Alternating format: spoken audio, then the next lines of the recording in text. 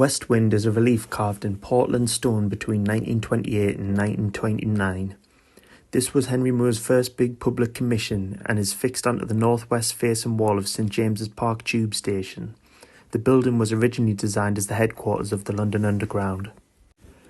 At the time when it was built, this 14-storey building was huge by London standards. The architect, Charles Holden, wanted 8 reliefs to be carved representing the 4 winds, as well as 2 further reliefs representing night and day. As a more established sculptor at the time, Jacob Epstein was commissioned to create the night and day reliefs. These sit above the building's 2 main entrances at street level.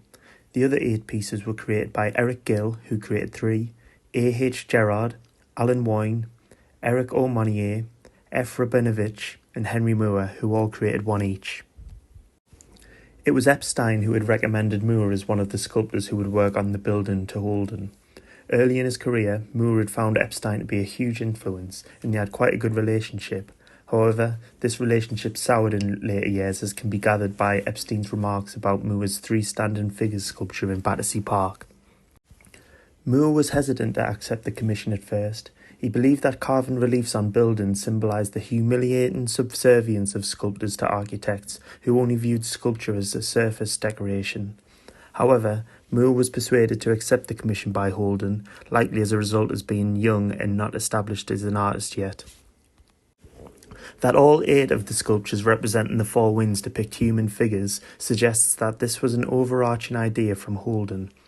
Moore's task with the West Wind was to create a figure appearing to be in motion, which he has done by raising the legs above the body and placing the arms in a swimming position.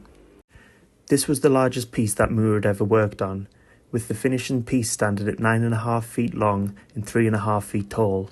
Although he had initial misgivings, Moore wrote that he enjoyed the experience of creating the piece.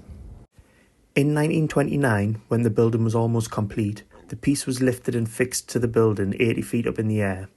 While the scaffolding still stood, Moore was able to go up and apply some finishing touches while standing on a piece of wood which was only 3 feet long. Despite this, once the scaffolding was removed, Moore was not satisfied with his work. He complained that the navel could not be seen properly from the street level. Knowing the importance of the mother and child theme throughout his work, it's no surprise that this was of great importance to Moore. As he stated, this is where the umbilical cord came from. In an attempt to rectify this, Moore hoisted himself up to the piece again in a small cradle. However, he found that he could not work on the piece with a chisel, as every time he struck the stone it pushed him away from the building. He had to settle for filling the navel with charcoal, which made it appear more defined. After some time, a layer of London soot did the rest. While watching him do this, Epstein stated that he wouldn't have gone up there like Moore had for all the money in the world. Though the pieces gained some positive reviews from art critics, the general public was rather critical. Epstein gained the most criticism, with one of his pieces even being tarred and feathered. Shortly after its completion, Moore took his niece to go and see his work. While standing and looking up from the street, another man joined them. Moore asked the man what he thought of the work. The man asked Moore who it was by, to which Moore replied, "A man named Henry Moore." "Bloody awful, isn't it?" replied the man, before walking away. The West Wind relief is very similar in style to a lot of the stone carvings Moore was creating at the time. It's easy to see the influence of the pre-Columbian Mexican art which Moore regularly viewed at the British Museum. Here we see Moore as a sculptor who has not yet fully found his own style. This piece seems a million miles away from some of the later abstract work, but it's an interesting way to see where a lot of his ideas had begun. While looking at the piece, try and think about any similarities in the form of the West Wind and some of Moore's later more abstract work.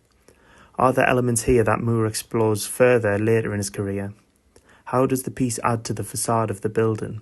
Could you imagine a building like this with stone-carved reliefs being built today?